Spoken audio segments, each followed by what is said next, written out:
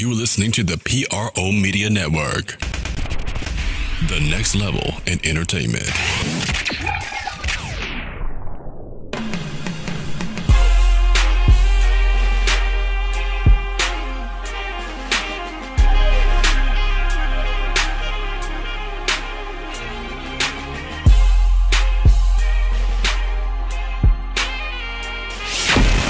Get ready. It's time for the Sports Coma with Big Q and the guys.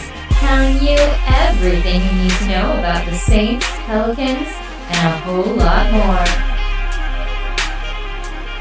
Welcome.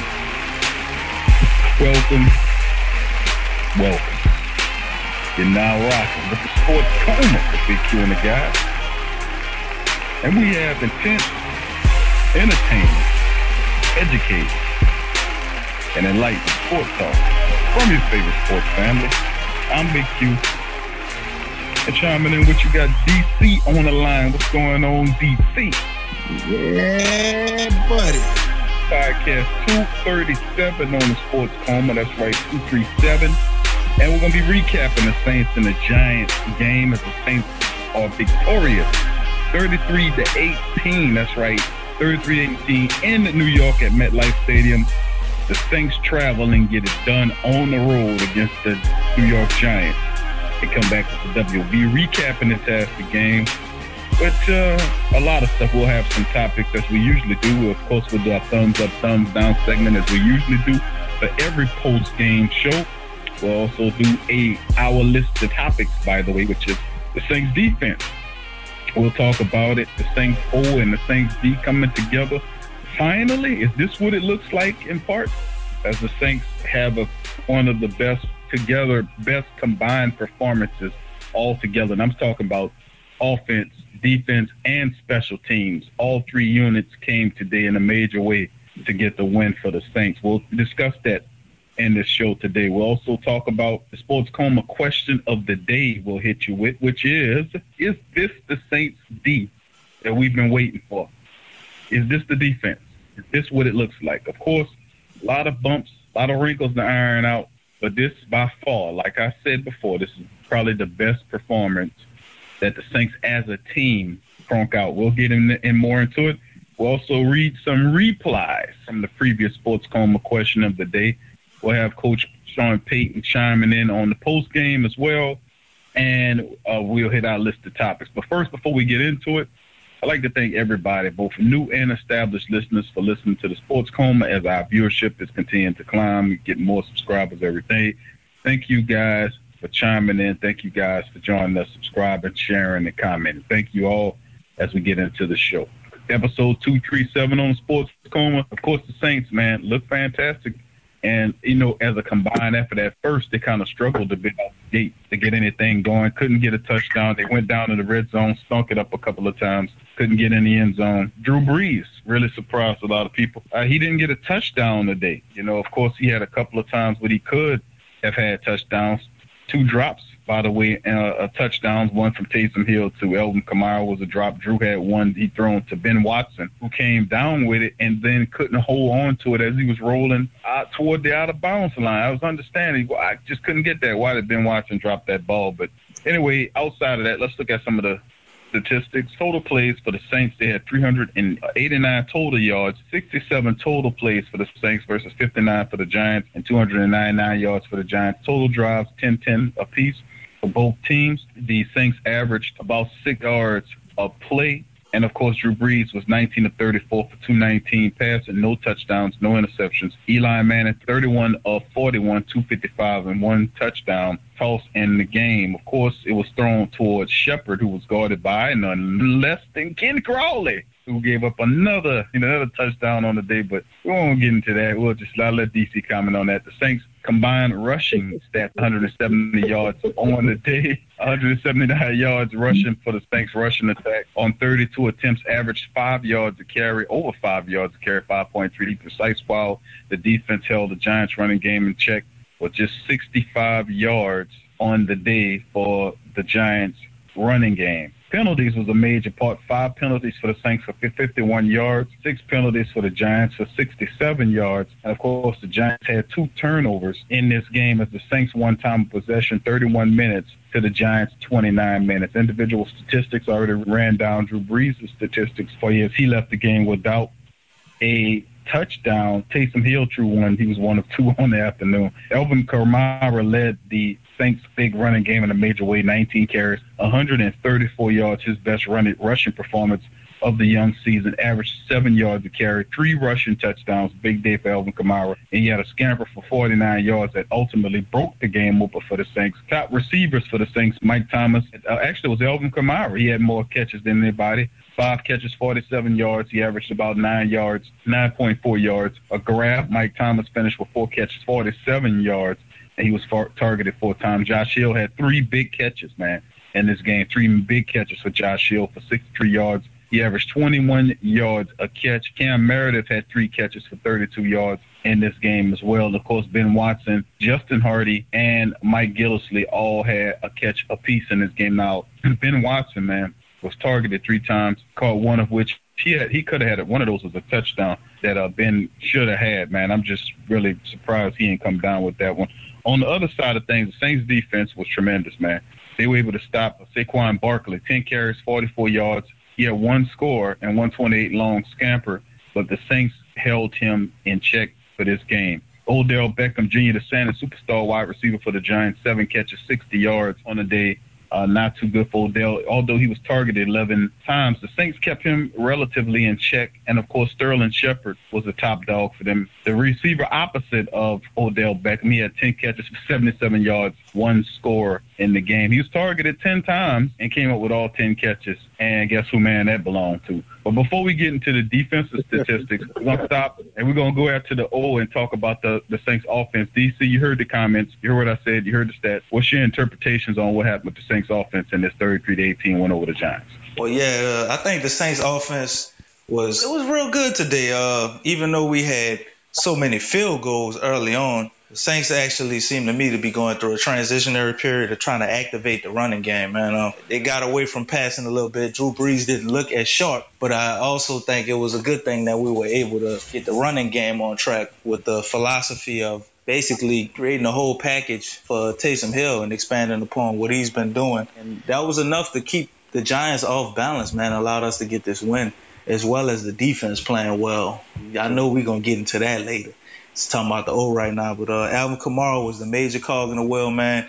Looked like a true MVP candidate out there. The second coming of Todd Gurley today. Very good, man, and actually, absolutely. If anybody was a player of the game in this affair for New Orleans, and most certainly Alvin Kamara is definitely up there as the top guy to get that player of the game. 19 carries, 134 yards, 3 touchdowns rushing, and he even led the receiving corps with 5 catches, 47 yards. So Alvin Kamara was absolutely amazing once again, and the Saints leaned on him heavily for probably the last time to do this, as Mark Ingram is now cleared to come back and contribute on the Saints team. So that's a really big deal for the Saints as well. Another happy thing to get ready for us as he gets ready to come back. Now, let's go into the defense, look at some of the defensive statistics in the game. The New Orleans Saints defense, like I said, started off a little. The Giants marched down the field on the Saints in the first quarter. They got a score, and they started looking like they could move the ball. And then all of a sudden, later on, I think the adjustments were made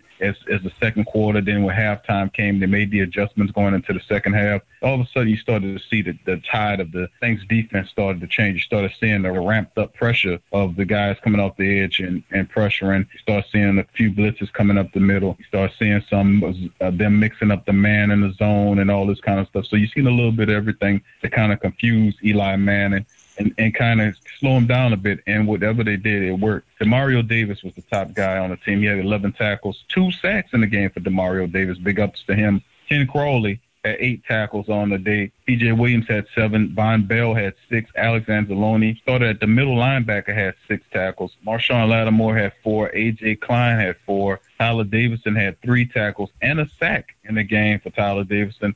Cam Jordan had 2 tackles in the game. So did Marcus Davenport, who also had a tackle for loss in the game as well, which was a pretty nice. He broke free and got away with a face mask, but nonetheless, made a really good play. Then Tyler Stallworth, David Onyemata both had a couple of tackles.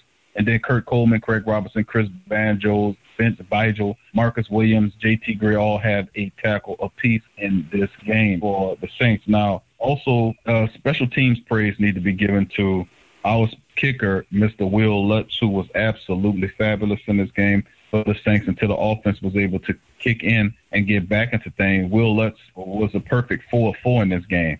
4 of 4 and responsible for 15 of the Saints' 33 points in this affair. And big ups to Mr. Will Lutz. Again, I remember I gave Will Lutz my thumbs up last week, and then don't be surprised if I give him a thumbs up this week as well, and our thumbs up, thumbs down segment. Now, DC, before we get into the rest of our topics, let's talk about the Saints defense. What impressed you the most about the Saints defense in this matchup?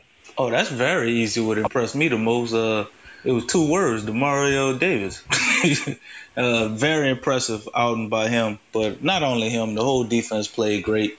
But he obviously is the leader of that defense, man. And it looks our defense is going to go as he goes. I mean, I know Cam Jordan is also that guy too. But Demario Davis has a very big impact. One play I saw, Demario Davis was lined up in the middle. And they had, I believe it was maybe A.J. Klein or Anzalone. I don't know who was on the outside. But Anzalone or A.J. Klein was blitzing on the outside. Eli called out an audible and said, hey, cover that guy. Demario Davis looked at him. He looked at A.J. Klein, and they flipped it.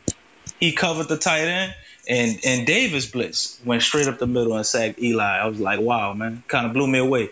It killed their whole drive, and the whole day, everything underneath, you saw that guy there getting tackles, man. The defense did a great job of not allowing a lot of catching after the run. Marshall Lattimore played great. Marcus Williams didn't allow anything over his head. Von Bell was playing great out there. The defense as a whole, as a unit, man, played wonderful. I would like to see more sacks, a little bit more pressure on the quarterback, knowing that they didn't have as good an offensive line as most of the teams in the NFL. A little down about that, but for the most part, I think the defense did an excellent job, man, and this is the defense we were expecting to have. If we can get Ken Crawley somehow to play a little better, because, I mean, they targeted him all day when we were in man coverage. Every time I was in man coverage, they looked for where he was at, just threw the ball at him. When we went to zones, it seemed to be a little better. We didn't get the pressure we liked all the time in the zones, and they had a lot of holes. And, Eli got a little bit going, but 255 yards compared to 400-something yards, man, this is a blessing. If they can do this every week, the Saints will probably never lose. Very well said there, man. And, I'm not going to beat a dead horse. We already know about Ken Crawley. He is the weakest link in the defense. And that's funny. After P.J. Williams gave up 3 touchdowns, but P.J. got us a forced fumble today, man. And he held his own. He did in that nickel position. We got to give him a shout out. Hold his own.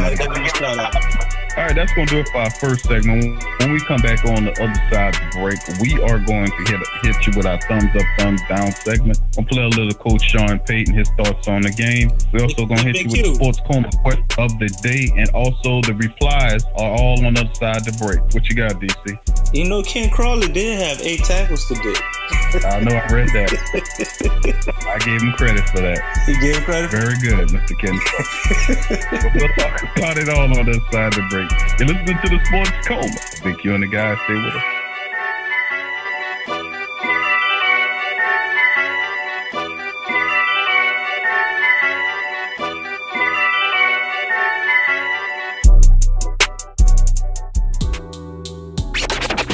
I'm a Saints and Pelicans fan, so the only podcast I can get my fix is the Sports Coma with Big Q. The guy's intense, funny, and they always keep it real.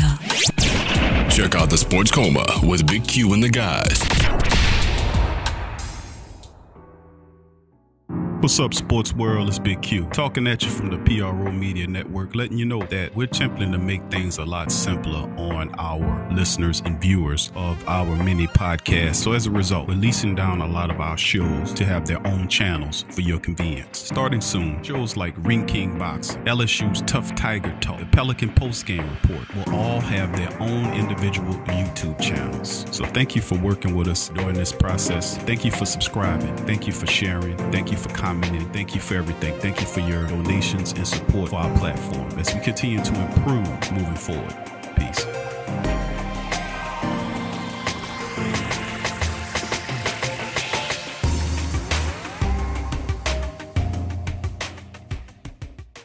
Sports fans are gearing up and saving big at Fanatics.com, the world's largest collection of officially licensed fan gear.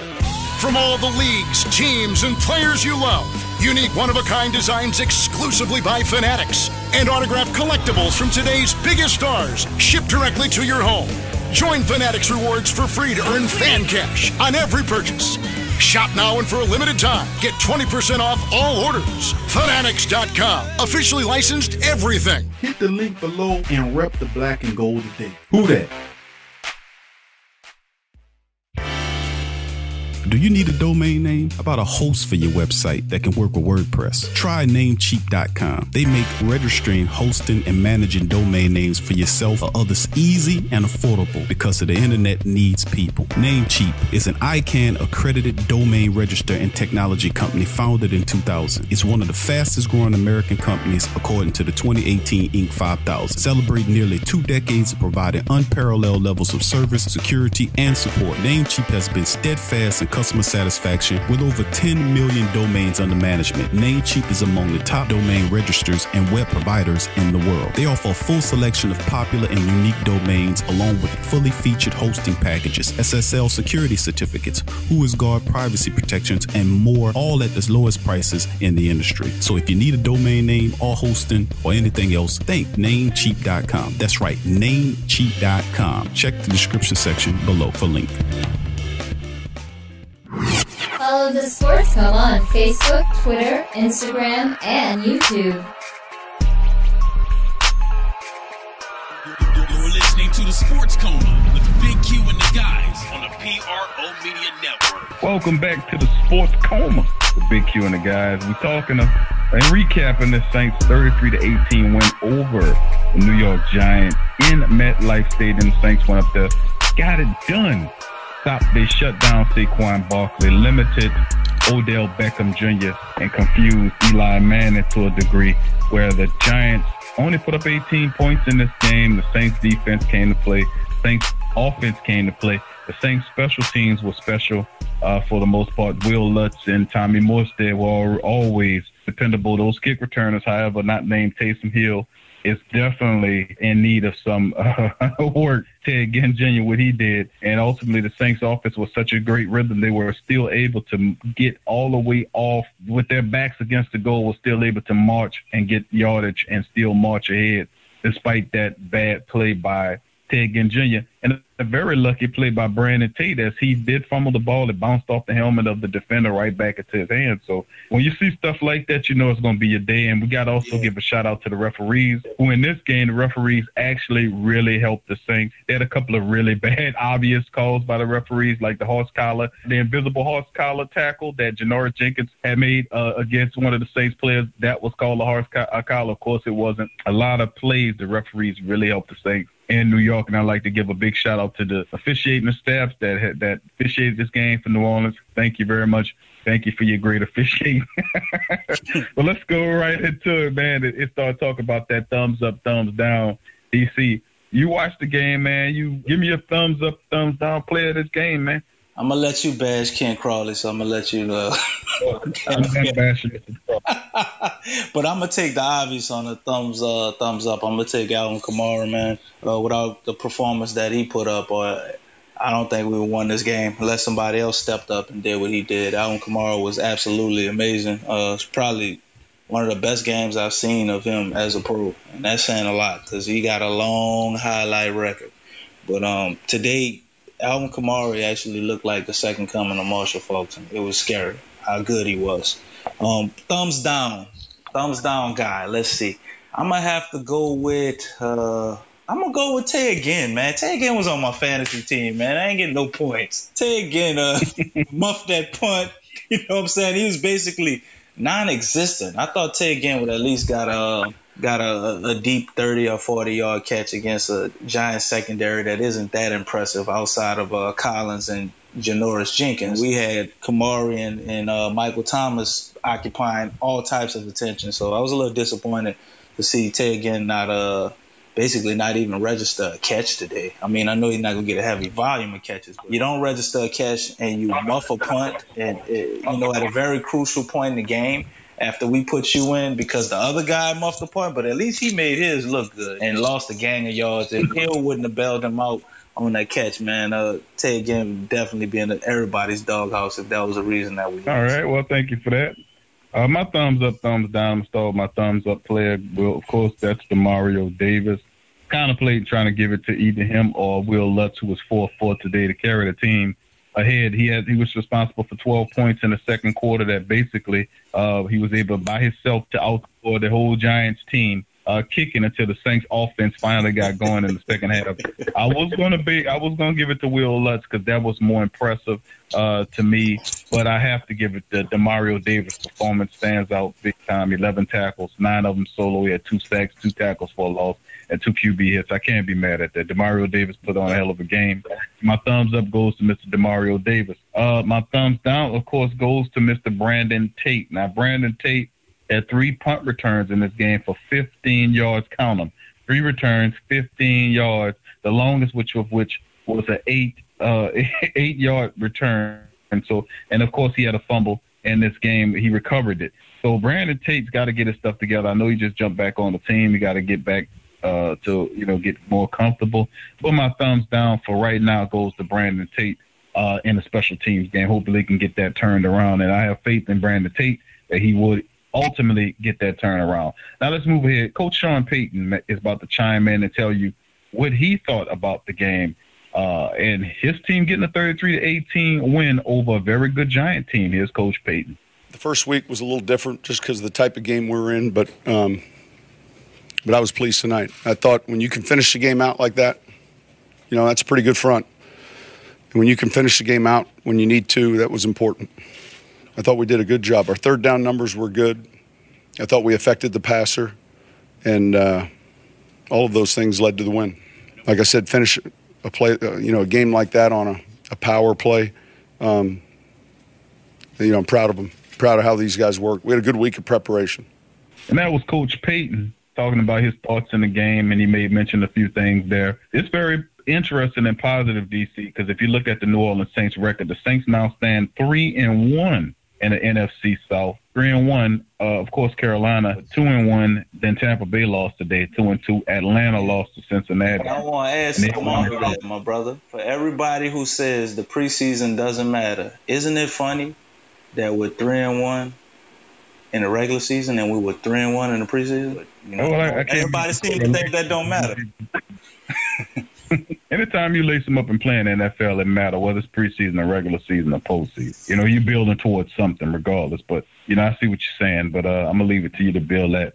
Saints go 3-1. They're now 2-0 away. The Giants fall to 1-3, 0-2 at home. Of course, Odell Beckham was quoted as saying, "I hate losing." Most great players do, Odell. Most great players do.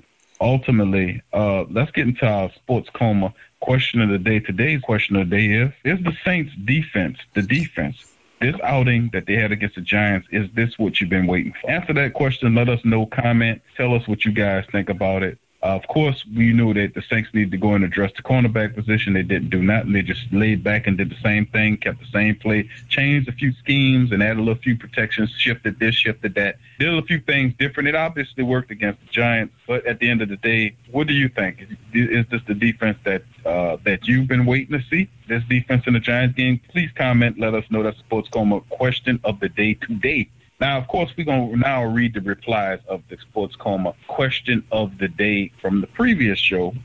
Who should the Saints sign at defensive back to help the secondary? Of course, we got a lot of comments back on this one, of course, and we're going to read them right now, the replies. And as usual, like we said, if you comment, we're going to read your replies on the show. And here's from Rendell Bartholomew. What's up, Rendell? Chimes in. He says a trade for Dominique Rodgers-Cromartie of the Raiders could be a solid addition to the team. Or they could just settle for David Amerson free agency. Brashard Breeland is off the market, signed with the Packers. Saints options are very slim now. Thank you, Rendell for chiming in. Very good commentary, my man. Me and DC talked about Rogers, Cromartie, Dave Emerson. They came in, they looked at him, they must have didn't like him and said, we're just going to stick with what we got. And we've been saying for the longest, me and DC, you can check the old tapes, that Rashard Breeland was a guy we've been talking about ever since he failed his physical and he was still on the market that long. We've been yelling to go pick him up. Audit the Fed says, how is Bro playing? We don't know, Audit. We're going to have to check on that. I haven't heard anything. I haven't heard about Bro. DC, we're going to have to get you on there to see if you can find out what's going on with him. We got to get some news on him. But we'll check into that Audit the Fed. Tim Russ, what's up, Tim? He says, should have signed Eric Reed. He has been available for a year or two. I think we should trade Bridgewater to the Niners for Sherman or Witherspoon and a pick, being that we don't have much of an offer in trade. Bridgewater would be the only player to trade and won't affect the team this year. Interesting thought on that, DC, about trading a Bridgewater for Sherman or Witherspoon, the other big cornerback they have, and a pick to go along with them, because the 49ers desperate for a quarterback. So that's a very interesting thought. I think that's a horrible move. I don't want to pull a trade off for a guy like Sherman. Sherman is injury prone at this point, and he's a little, what they call it, long in the tooth, getting older. Definitely probably add some experience to our secondary and would be a wonderful upgrade over Kamara, I'm sure. Well, not Kamara, Crawley, I'm sure. But the price is too steep, and you don't get a good return on your investment, in my opinion. Okay, we got next comment, Nog supremacy or NOG supremacy. I don't know, Nog, I should say Nog supremacy. Says David Emerson. Okay, Emerson, like I said, the Saints looked at him. This week they didn't choose to sign him. They decided to stick with what they have. And it worked to a degree in this game. Of course, they got the Redskins next week, a whole another set of problems. But, Dave Emerson is possibly on their radar. They know what he looks like, could possibly bring him in at a later date. Alan Creasy says that, did they not see cornerback problem in training camp? Or did they not see this cornerback problem in training camp? With the aggressive offense and cleaned up. How come they did not see and address the secondary problem earlier? Alan Creasy, you're absolutely right, pal. We've been speaking about it. That's why the Saints drafted 2 defensive backs in the NFL draft. That's why they brought in Patrick Robinson. And then after that, if that didn't float your boat, as the season progressed, the Saints brought in more veteran cornerbacks, like cornerback Marcus Williams, not the safety, and then another safety, I forgot his name, I think it's Rob Nelson, another cornerback. They did bring in him as well to kind of beef up the secondary, but then cut all of them away, cut all of those guys. And don't forget Arthur Millette, who also made the team, who could have been a nice addition behind a struggling P.J. Williams as well. All those guys were released and cut, and they thought they were clear the waiver wires. They were ultimately horribly wrong, as other teams claimed all of those young personnel, all those young players. And those players are playing very well on the teams that picked them up off the waiver wire. Total stupid moves by the Saints. And in the end, they stuck with the people that with P.J. Williams, a guy I still say shouldn't be on the team. But, hey, they got the win today. But sooner or later, you're not going to go very far with that kind of cornerback play. DC talked about the fact that off air about Crawley's confidence level and his body language. And if you're getting beat every game, what is it now? 5 touchdowns he's given up already in 4 games? Yeah. 6 touchdowns? It's 5 or 6. That's horrible. At this pace, he's going to break records. Speak on that, DC, quickly so we can move to our next topic. I think Crawley actually made some positive plays today. I know I joke about him being a player, the what you call him in worst player of the day.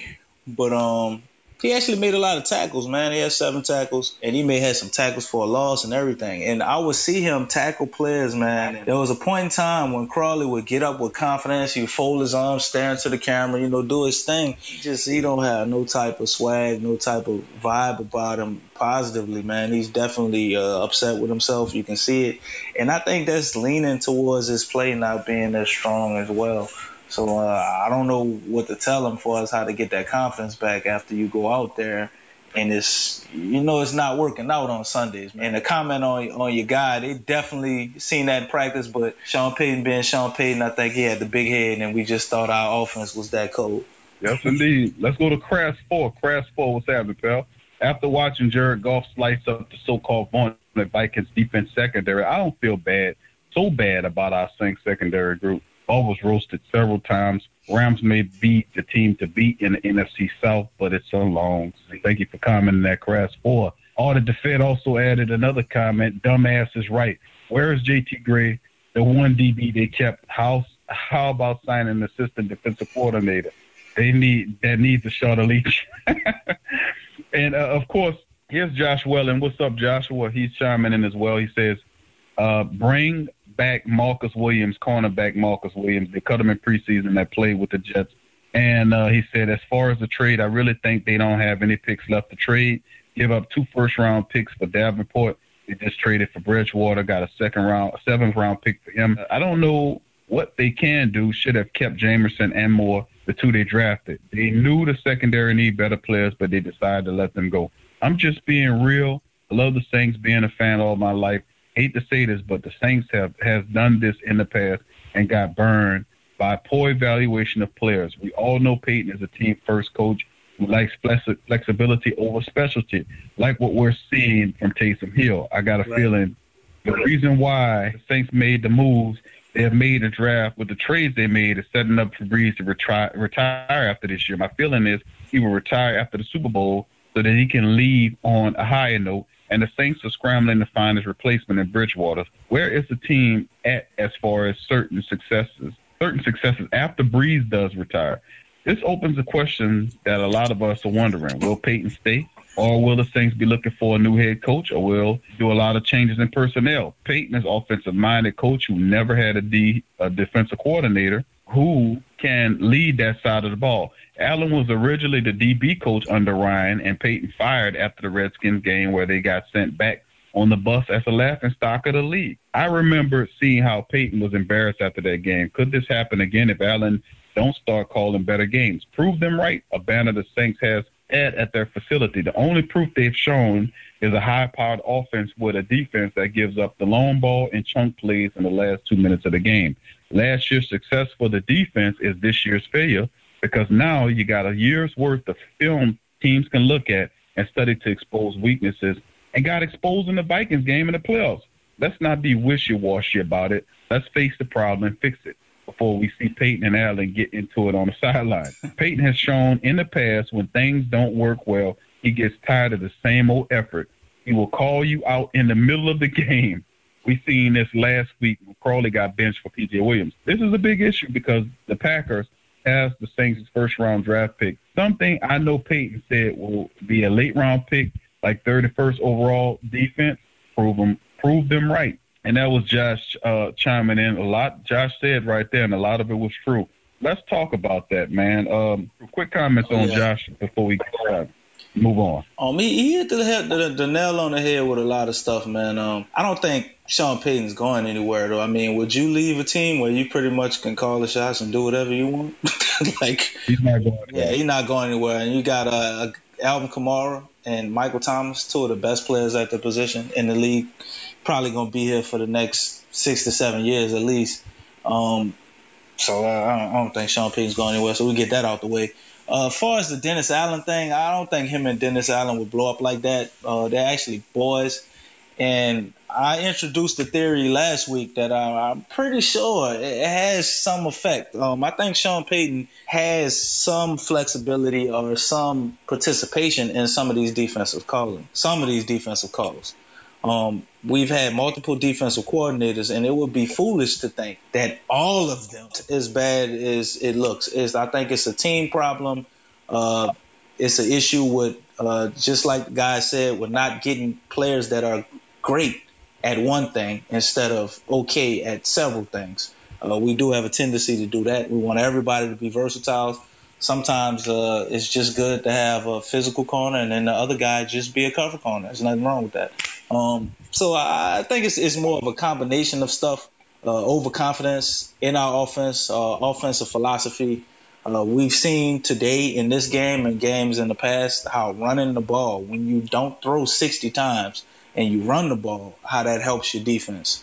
You create a longer game when you pass, which creates a tireder defense, which is going to create more plays and more yards, and especially big plays. If guys are wore out and they just left off the field and they're coming right back on the field. So run game definitely helps. And on top of that, I think what we really need to do is to be more open-minded while still keeping our same philosophy of getting our team guys, but just taking a shot at some guys that are worth it. I think sometimes we stick too much to our locker room guys, and sometimes you have a good locker room, you might want to bring a wild card in there like a Marcus Peters or somebody you take a chance on. You see the Patriots do the same thing, and it works out for them. Darrelle Revis and Talib got them Super Bowls. All right, thank you for that, DC. And that'll do it for the show today. And remember, before we go off and give y'all the last time to tell y'all about the Sports Coma Question of the Day for this show. Remember, Sports Coma Question of the Day, please comment. Remember, all comments to this question will be read on the next show. So the Sports Coma Question of the Day is this the defense that you've been waiting for? Is this the defense, and this win over the Giants? Is this what you've been waiting for, or you're anticipating much better? Tell us about it. Let us know what you think about that. And that'll do it for today's show. Thank y'all guys for chiming in for today, both new and established listeners. As always, if you enjoy the show, please feel free to go to our Patreon page at www.patreon.com/the Media Network. Make a donation. Also, go to some of our sponsors, commercial sponsored links to help out the show. Go support our sponsors. Go there and go do some shopping there. Also, join our social media pages. The links in the description section below. And from me and DC and the crew at the Sports Coma, thank you for listening. Peace. Yeah.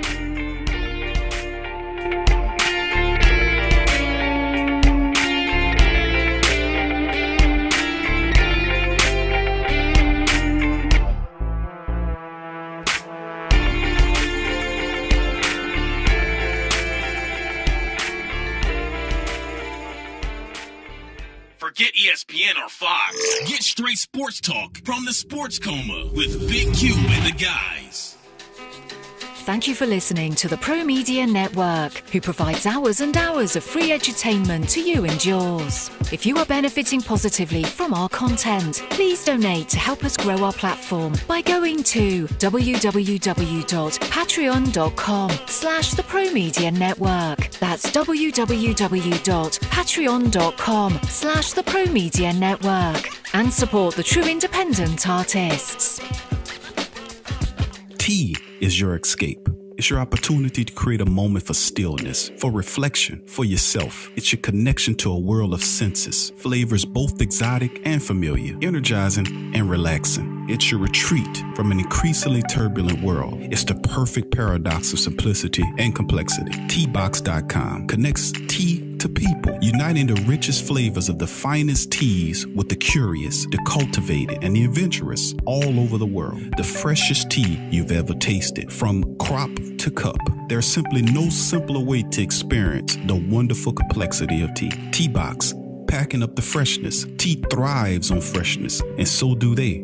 Teabox temperature and humidity control facility ensure that tea is maintained. The teas themselves go into oblique bags with aluminum layers that protect them from excess moisture and light. With Teabox, shopping for fresh, loose leaf tea is easy because you make an informed purchase. You know exactly where your tea is coming from. So for the freshest teas in the world, check out Teabox.com. That's right, Teabox.com. Check the link in the description section below. Vapor DNA is the absolute premier online vape store, offering an industry-leading selection of e-cigarettes, e-liquids, and accessories. Our friendly and knowledgeable customer service team is always ready to provide the best customer service experience to ensure you find what you're looking for. We guarantee our vaping gear shop products to be 100% genuine and the lowest price. We are so confident in our selection and our customer service. We will offer our customers a 45-day refund policy. That's right, a 45-day refund policy. We are proud of this offer for 3 simple reasons: quality, selection, and price. And that is the reason you should choose Vapor DNA for all your vaping needs. That's www.vapordna.com. Again, that's www.vapordna.com.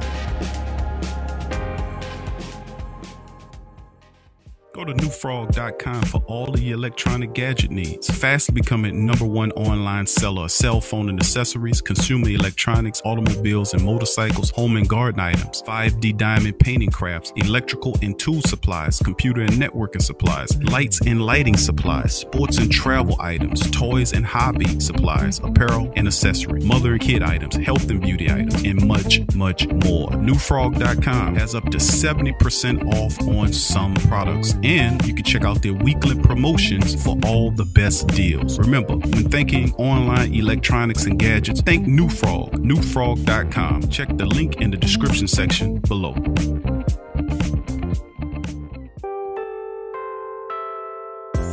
In today's world, children are bombarded with negativity on television, online, and at school. Our kids need to have a positive outlook on life and the world around them. I want to share with you a valuable resource you can use to bring positivity into your child's life. It's the new book, 101 Powerful Children Affirmations, a guide to positive child self-image, from author and dad, G.J. Barabino. This is a simple guide loaded with wonderful and inspirational affirmations designed to uplift young people's spirits. This positive and powerful children affirmational is chock full and loaded with wonderful inspirational sayings that will lift your child's self-image to whole new levels through the awesome power of spoken word. 101 Powerful Children Affirmations, a guide to positive child self-image, from author and dad, G.J. Barabino. Available on Amazon. Order a copy for yourself, your child's teachers, or anyone you know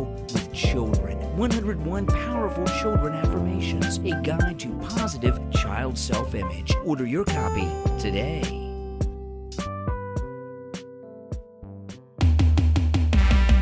What's up, sports world? The PRO Media Network is on a mission to reach 10,000 subscribers. So besides our regular programs like the Sports Coma with Big Q and the guys, the Pelican Post Game Report, Rapid Fire TSC, and others, we will be expanding out and offering other content like movie, anime, and gaming reviews for your entertainment. So if you enjoy our content, please donate at our Patreon page. Also subscribe, comment, and share, and help the PRO Media Network reach 10,000 subs. Peace.